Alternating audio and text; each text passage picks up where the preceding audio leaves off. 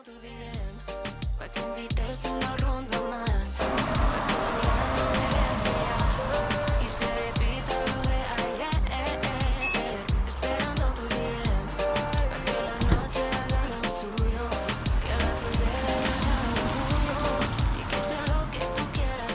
niin, nyt ollaan ensimmäisellä reissulla sitten Tesla Model 3 dual motorilla, joka hommattiin tässä pikkusen vajaa viikko sitten. Ja voisi ottaa ensimmäisiä kommentteja nyt sitten siitä, että minkälainen tämä auto on. Aikaisempi sähköauto meillä oli reilu vuoden Cupra Bornia, ei siinä varsinaisesti mitään vikaa ollut, ihan hyvä auto sekin oli, mutta sitten haettiin jonkunnäköistä päivitystä sitten kun tämä vaihdettiin, eli neliveto, vähän pidempi range ja sitten mielellään pikkusen lisää tehoakin kanssa ja tämän auton mukana nyt sitten tuli kyllä lisää tehoa, nelivetoja ja rangea myöskin aika selkeästi enemmän, joten ne mitä haettiin tuli mukaan ja tää on pari vuotta vanha, oli 16 000 ajettu, tää otettiin ja tuntuu, että niin kuin noihin ominaisuuksiin niin tää oli niin kuin taloudellisesti kohtuu hyvä päätös että vaikea tähän hintaan oli näitä ominaisuuksia muualta saada, ainakin itsestä näytti siltä.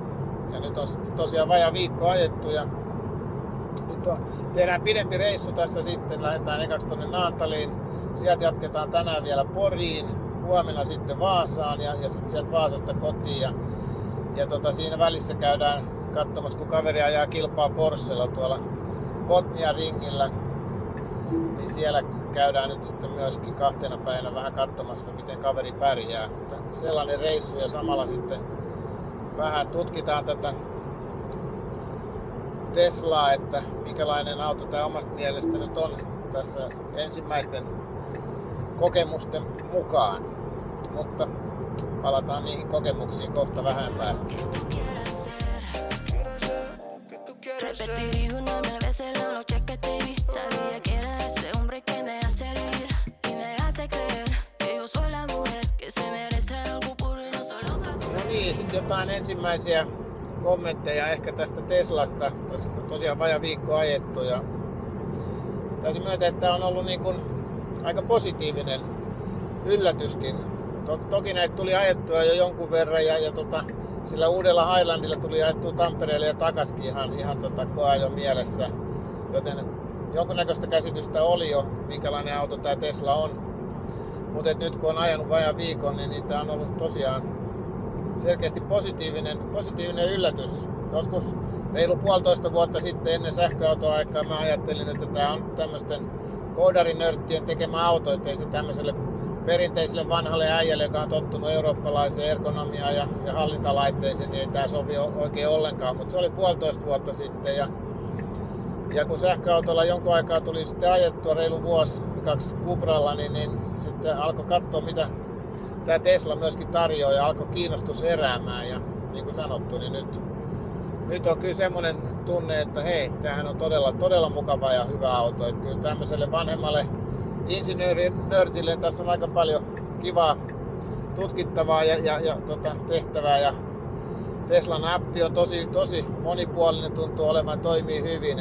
Niin kuin, tosi mukavia ominaisuuksia. Esimerkiksi se reitin suunnittelun suoraan applikaatiosta. Niin se voi edellisenä päivänä tai aika ennen reissua niin voi suunnitella sen retken ja lähettää autoa, jos haluaa. Ja katsoa latauspaikkoja sun muita, niin se ihan mukava ominaisuus.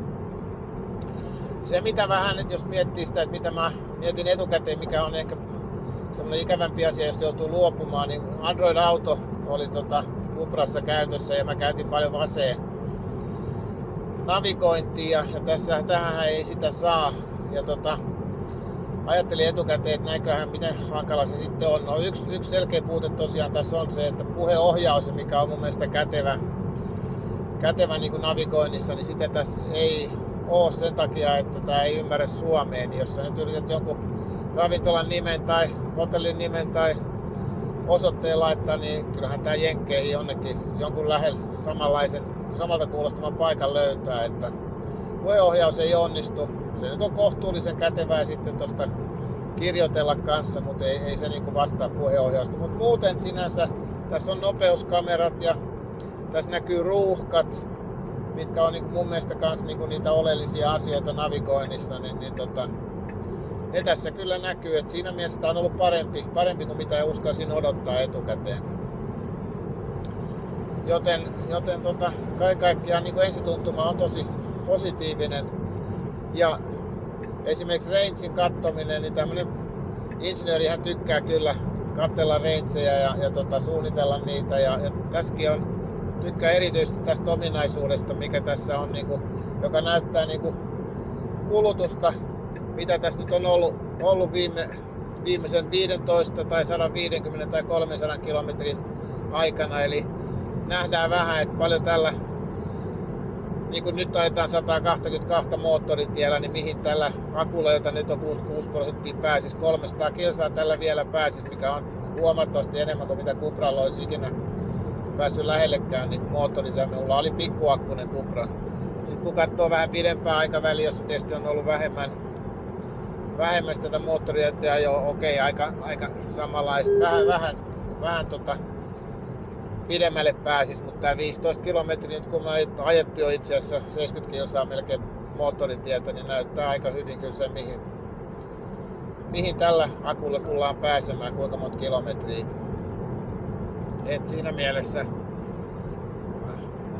mukava lisä, joka auttaa suunnittelemaan. Ja jotain, jos tietysti toivoisi, niin reitin suunnittelee ne Teslan kautta. Toki voi jonkin muuhunkin latauspisteeseen suunnitella, kun laittaa sen latauspisteen vaan, mutta automaattisesti tämä ei suunnittele muuta kuin Teslaa. Että jos olisi semmoinen valinta, että esimerkiksi, mitä tässä mietitään, me juhannuksena lähdetään kiertämään vähän Ruotsia ja Norjaan ja Lappiin, niin todennäköisesti ajattelin ostaa Ionitin Power Passin, koska sillä saa 24 senttiä täällä Suomessa ja Ruotsissa Norjassakin aika edullisesti sähköä, niin niitä tässä ei pysty hyödyntämään. Teslaa tää niinku tarjoaa, mutta eihän se nyt mikään suuri haaste sinänsä ole.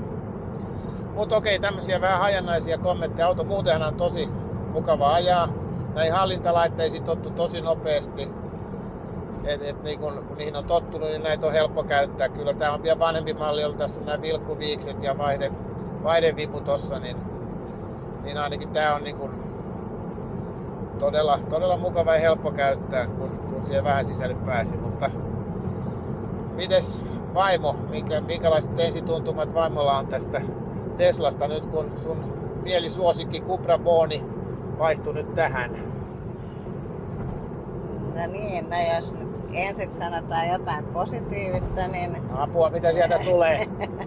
Niin onhan tää tosi nättiä. Mun piti hankkia punaiset housutkin, että matchaat sitten autovärinen. Ja sehän on tietysti tärkeintä, että on hyvä värinen.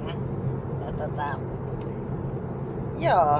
Entäs tää sisusta? Miten sä tykkää? Niin, löydettiin tämmönen valkoinen sisusta, joka varmaan väriltään on vähän arka ja onkin, mutta toisaalta kun tää on toinen keinonahka, niin tää on tosi saippua rätillä aika helppo puhdistaa, että jos nyt ei ihan mustikkakeittoa tänne kaada.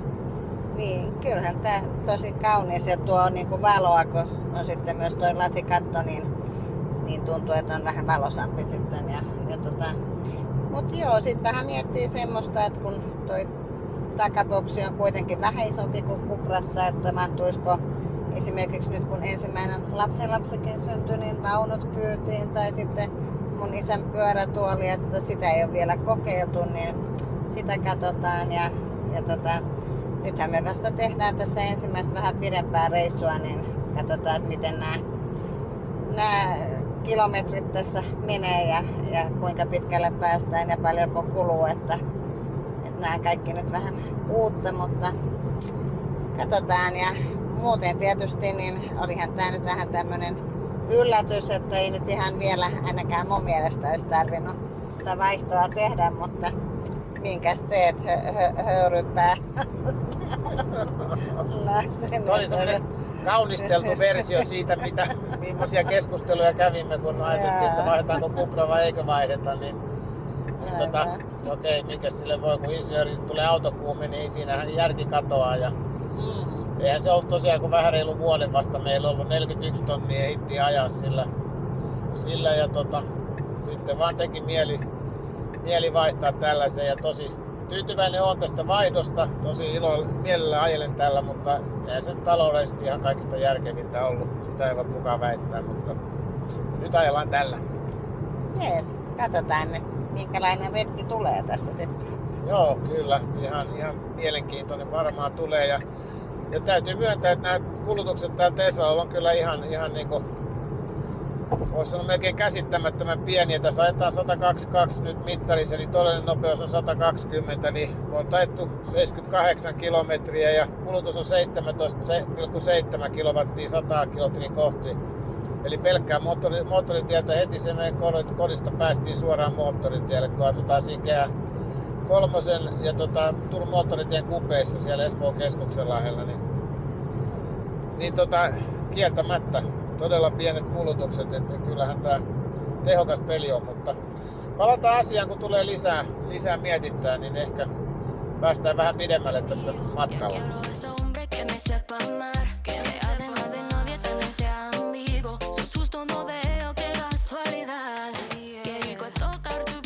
No niin, muutama havainto tässä ihan, kun ajatuksia tässä on, että minkälainen auto tää on. Meillähän Cupra Boni oli semmonen limited-versio, joka oli semmonen vähemmän varusteltu versio. Kyllä siinäkin ihan mukavasti oli varusteita, mukautuvat vakkarit ja niin edelleen, jotka on ihan kivoja. Mutta jotain tässäkin on tullut lisää, mistä niinku todella tykkää. Ensinnäkin se, että avaimen saa tuohon kännykkään ja auto tunnistaa, kun auto lähestyy. Eli siitä kun on auton lähellä, niin kahvasta aukaisee, ovet aukeaa. Ja toisaalta saman tien esimerkiksi Spotify alkaa soimaan, sitä ei ehdi laittaa edes takapuolta penkkiin, kun musiikki alkaa jo soimaan. Eli kytkeytyvyys on todella nopeeta ja ihan eri luokkaa kuin mitä on tottu Cupra Bonissa, jossa niitä hankaluuksia aina jonkun verran oli aina sen suhteen, että saiko Android-auto edes toimimaan. Ja sitten myöskin se, että kuinka nopeasti tämä reagoi, tämä näyttö, niin se on ihan eri luokkaa kyllä, kun vertaa siihen, että mitä oli sitten Cupra Bonissa, joka nyt oli kyllä semmoinen aika hidas ja mietiskelevä näyttö. Tämä toimii ihan todella niin kuin kännykän kosketusnäyttö todella nopeasti ja mikä on miellyttävää. Ja sitten toki täällä on Cuprassa ei ollut 360 kameraa, eli tietysti parkkeeraaminen ja muu on niin kuin tällä nyt tosi mukavaa. Tämä näyttää ympäristön ja on aika helppoa. Ja se, että tässä on esimerkiksi 6 kameraa ulkopuolella, eli tämmöinen Sentry Mode, jonka voi kytkeä päälle sillä, että jos sattuu auton lähellä jotain tapahtuu, joku kolhasee parkkihallissa, niin se on se sulla videolla sitten, jos ei satu jättämään tietojaan. Ja sen voi toisaalta kytkeä sillä lailla, että se ei esimerkiksi kotona sitten pidä sitä päällä, koska se kuluttaa kuitenkin vähän akkua, kun se videoi sitä ympäristöä. Tässä on kaiken näköisiä semmosia vähän yllättäviäkin, mukavia koodarinörttien pohtimia juttuja, mitä tähän on lisätty. Ja ei tässä on varmaan vielä lähellekään kaikkea edes oppinut käyttämään, eikä mitä tässä onkaan, mutta tämä on tämmöistä tutkimusmatkaa tällä hetkellä tämän auton saloihin ja ihan mielenkiintoista. Vaimo ihmettelee, että kun oppisi tällä nyt ekaksi ajamaankin vai? No ei tässä varmaan mitään sinänsä vaikeuksia, ihan perusajamista. Tässä on kaasupoli ja jarrupoli ja ratti. Ja vaihteen valitsemista saa laittaa D:n päälle, niin sitten voi lähteä ajamaan, että ei ole vaikeita, mutta tällaisia ihan lyhyitä kommentteja tuli itselle mieleen, että mukavasti toimii nämä infotainmentit ja ihan mukavasti on varusteita. Ja tämä lasikattokin on ihan kiva, tuon kamerankin saa tuohon kattoon kiinni, niin ihan mukava kuvakulma siinä. Ja tuo niin kuin sanoit, niin tähän vähän lisää avaruutta ja valoa tänne sisälle. Mutta ilmakin alkaa hiljalleen kirkastumaan tässä ja Naantaliin lähestytään, niin ei muuta kuin palataan sitten vähän myöhemmin asiaan, kun päästään vaikka Naantaliin asti.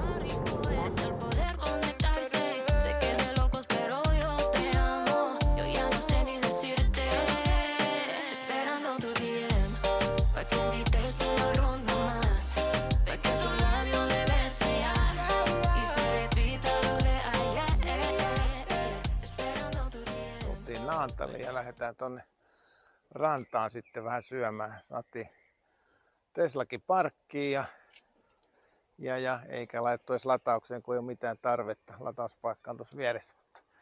Nyt lähdettiin sitten katsoa vähän, jos saataisiin vähän murkinaa. No niin, sitten lähdetään etsiä ruokapaikkaa vai? Niin, katsotaan vähän tätä rantaseutua. Olisiko tässä kiva ruokapaikka kautta kahvila. Ja tosi viehättävän näköistä on. Onhan tää kaunista kyllä ja ilmakin muuttui kyllä aika mukavasti. Oli aika sateista kun lähdettiin ja täällähän on jo melkein niinku teepaita keli. Melkein. No Niin. nyt tuli otetta, katsotaan tarjetaanko, mutta hyvältä näyttää kyllä. Että katsotaan mitä syödään ja sitten sen jälkeen meillä oli vielä tarkoitus Naantalista lähteä, mihin me nyt sitten sen jälkeen mentiinkään. Joku Mannerheimin synnyin kartano vai? Louhelan kartano. Ja joo, me ei nyt Kultarantaan tällä reissulla päästy, oli liput viety, mutta mennään nyt toiseen paikkaan sitten katsomaan vähän Mannerheimin synnyinkotia. Jotain pitää mennä aina katsoa. Vähän kulttuuria insinöörille. Näin no. Pientä sivistystä. No, mutta täältä valitaan sitten joku rafla. Katsotaan mihin päästään. Ja.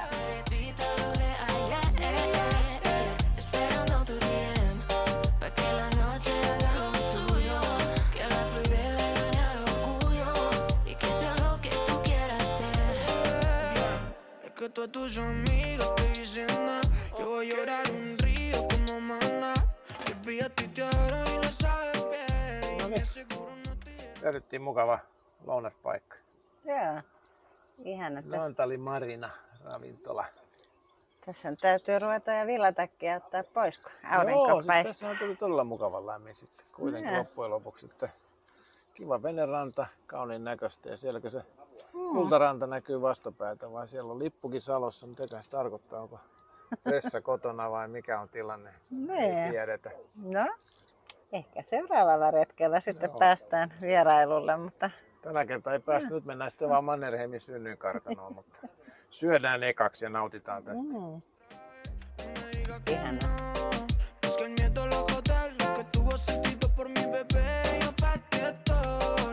No puedo vivir sin eso, sin tus caricias y tus besos. Qué rico tocar tu piel, pero más rico. No niin, nyt on vatsa täynnä. Saatiin kauniilla paikalla syötyä lounas siinä venesatamassa ja sitten matkataankin Louhisaaren kartanolle, jossa Louhisaaren kartanon linna oikein nimi, niin missä Marski on syntynyt. Mennään vähän katsomaan miltä se näyttää ja samalla voisi sitten muutama asian sanoa taas tästä Teslasta, että tosi ilahtunut kyllä tähän kulutukseen. Tuosta päästiin motorilta pois ja ajeltiin tuonne Naantalin keskusta ja muuta, niin kulutus on kyllä todella, no nyt se on 10,9, no 11 kilowattia kulutus. 300 kilometriä näyttää vieläkin ja 4% jäljellä akkua, että tällaisella ajolla, että kyllä tämä menee todella melkein kuin ilman mitään. Melkein pyhällä hengellä, niin kuin sanotaan, että tosi vähällä. Se on tosi ilahduttava asia. No sit voisi vähän sanoa näistä tiloista, että tämähän on matalampi auto kuin Cupra Born. Akseliväli ihan kunnolla, mutta se tarkoittaa käytännössä sitä, että tässä istutaan niin kuin vähän makaavammassa asennossa. Lattia on lähempänä istuinta. Tässä edessä tämä on ihan ok, tämä on ihan mukava istuma-asento, ei tässä ole mitään. Mutta taakse se tarkoittaa sitä, että polvet on vähän niin kuin, tulee ehkä vähän suuhun. Siinä on kyllä ihan riittävästi polvitilaa siinä se selkänojaan, mutta jalat on niin kuin vähän koukussa, ettei sillä tavalla varmaan pitkää matkaa niin on niin mukava välttämättä. Takapenkki kuin Boni, joka oli pieni ulkomitoiltaan, mutta yllättävän tilava takapenkiltä. Mutta muuten niin tavaratila on sitten taas vähän isompi, että vaikka ei aukeakaan sitten ylös asti niin kuin Cupra Bornissa, että siinä on vähän hyötyjä ja haittoja, mutta tavaraa mahtuu kyllä enemmän selvästi, että tällaisia tuli tiloista mieleen ja sitten tosiaan tämä kulutus on niin ilahduttava, että on se kyllä hauskaa, kun 80% lähdettiin Espoosta ja ajettu tuonne Naantaliin ja nyt ajetaan sitten tuonne Louhisaareen ja sieltä jatketaan vielä sitten Poriin Skandikkiin yöhön ja kuitenkin se näyttää, että Meillä on Skandikissakin sitten vielä, onko toi 19%? Että 18. 18, niin. Joo. Että on todella, tätä ei paljon tarvitse latailla tätä kärryä, mikä on kyllä aika mahtavaa, mutta joo, eipä siinä sen enempää, että jatketaan pientä raportointiin taas vähän myöhemmin. Nyt päädytään kohta sinne kartanolle. Solo al abrazarte, tú has prendido y se llama esquiarte.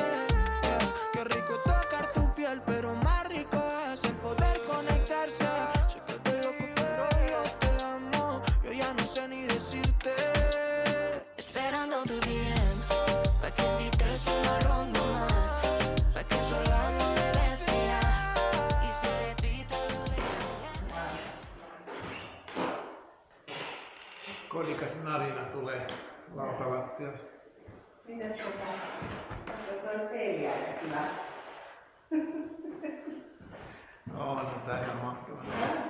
Katsotaan vähän, tää on juhla salinko vähän. Voisiko vähän mä kierrän?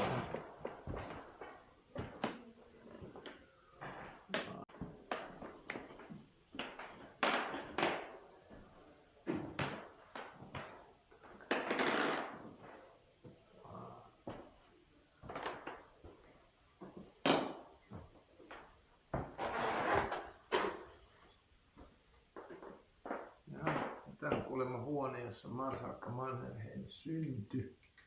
No niin, täältä isosta kammarista itse asiassa, kun katsotaan tuonne päähuoneeseen, missä Mannerheim kuulemma syntyi, niin tuolla näkyy nyt sitten jonkun näköinen taideteos Mannerheimista. No niin, kirjastotyöhuone. Joo, tää. Just ei pääsekään nyt läpi, kun siellä on jotain korjaustyötä menossa. Kyllähän tää nyt officiksi kelpaisi. No, semmonen kierros. Oli kyllä mun mielestä niin kuin ehdottomasti niin kuin vierailun arvoinen. Hieno kartano ja hieno historiaa. Kyllä. Ja sitten, vaikka ei ollut varsinaista esittelykierrosta, siellä oli kuitenkin näitä oppaita paikalla. Joka niin kierroksessa oli oma saatiin opas, niin tietoa. niitä sai kysyä ihan vapaasti. Ja se oli melkein parempi kuin kierretty. Sellainen opastus, kun sai todella niin kuin se opas kulki mukana, sai kertoa ja kysyä ihan vapaasti. Täällä pitäisi olla aika hienon näköiset. Onko se tästä vasemmalle vai? Katsotaan, siellä meinaa meri on tuolla päin, siellä pitäisi olla aika hienon näköistä puutarhaa, joka yhden tämän Mannerheimin sukupolven vaimo sitten oli tänne suunnitellut joskus silloin ja tällöin vuosisatoja sitten. Joo, 200 vuotta sitten. Ainakin 200 vuotta sitten, joo. Taisi olla 300 vuotta sitten. Oi, tästähän näyttää hienolta kanssa. On joo. Jes. Siellä on sitten sellainen pieni, mikäköhän pieni tupa tuolla. Semmoinen oikein oleskelu, pieni lepomökki. Ja sitten miettii, että onko tuo ranta ollut aikaisemmin vähän lähempänä. Onhan se ollut, siis onhan se ollut varmaan. Että toi on varmaan tehty aikanaan itse asiassa tuohon meren rannalle. Tässähän on aikanaan ollut sitten jotain semmoisia pieniä lampia tai altaita kanssa, mitä se vaimo tähän suunnitteli. Nämä on tosta korjattu jälkeenpäin tai ihan alkuperäiseltä näytön, mutta kivan näköinen nytkin. Kyllä. Pa' que invites una ronda más, pa' que sola no me beses ya, y se repita lo de ayer, esperando tu DM, pa' que la noche haga lo suyo, que la fluidez le gane al orgullo, y que sea lo que tú quieras ser.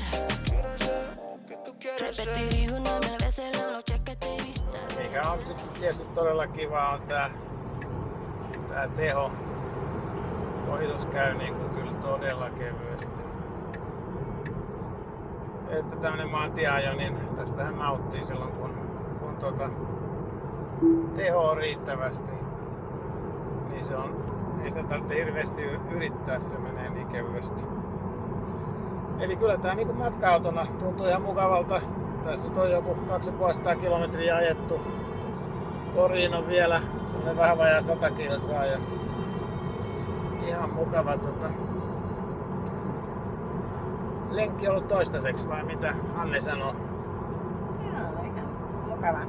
Käytiin vähän syömässä Naantalissa ja sitten siellä Louhisaaren kartanossa katselemassa, missä Mannerheim oli syntynyt ja viettänyt lapsuutta. Ja hyvinhän tämä matka tuntuu sujuvan. Ei ole tarvinnut tosiaan ladata akkuja uudestaan vielä ja ihan hyvin pitäisi päästä Poriin.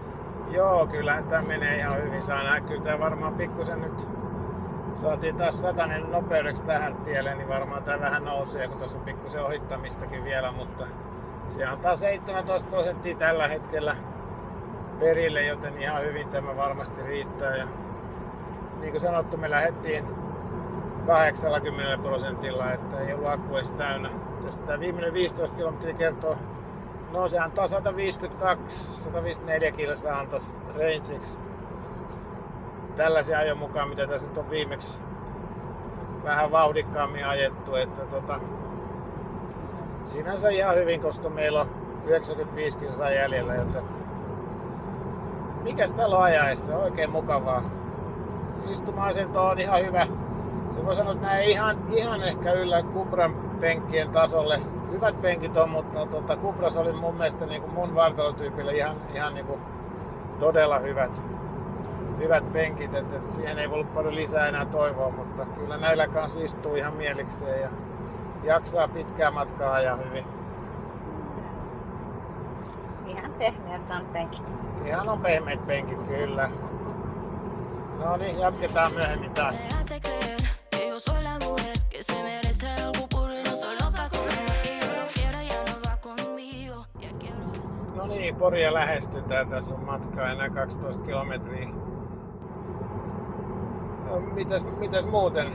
Muuten voi sanoa, että tämä vakkari ehkä siis tätä käyttää kyllä ihan hyvin, että pääsääntöisesti toimii ihan hyvin. Tuossa yhden kerran kävi sillä tavalla, että rekka oli kääntymässä tuossa maantieltä vasemmalle ja oli nähty sitä mieltä, että siinä ei olisi hyvin tilaa mennä ohi oikealta ja siinähän oli ihan hyvin tilaa, mutta teki aika kovan jarrutuksen vähän yllättäen, mutta niitä tää nähtävästi vähän tekee, että niihinkin varmaan kun tietää tottua, niin ehkä sitten miettii aina tarkemmin, että missä kohtaa sitten ajaa vakkarilla ja missä sitten ajaa ihan itsekseen, mutta mitäs Anne, mikä on fiilis tässä vaiheessa, kun kohta ollaan hotellilla, että onko matka mennyt mukavasti siinä Apparin paikalla? Joo, ihan on mukavasti mennyt, että sopivasti on ollut pysähtyksiä ja tosiaan hyvin on tänne asti päästy, ei ole tarvinnut yhtään ladata tässä välillä joo, ei tässä mitään. Se penkki on mukava, Joo. on mukava istua. Joo, kyllä tää ihan hyvin pehmustaa, että ei sillain tunnu, että kolottais mistään. Joo, mä mietin Cupran penkkiä vielä, se on vähän enemmän sporttipenkki, se on vähän enemmän sivuttaistukea, mutta sitten toisaalta se on ehkä pikkusen kovempi, että siinä voi olla, että siinä vähän puuttuu ja tässä ei ole kyllä huomannut puutumista ollenkaan, että siinäkin mielessä niin voi olla, että tämä on niin omalla tavallaan vähän parempikin penkki ja sitten ehkä sivuttaistuen kannalta sitten vähän huonompi. Mutta joo, me ollaan kohta Porissa, niin ei kai tässä sen enempää, kun ajellaan nämä loput 8 kilsaa ja laitetaan auto lataukseen, niin saadaan huomenna jatkettua matkaa. Ya quiero ese hombre que me sepa amar, que me además de novia también sea amigo. Sos justo no veo que casualidad.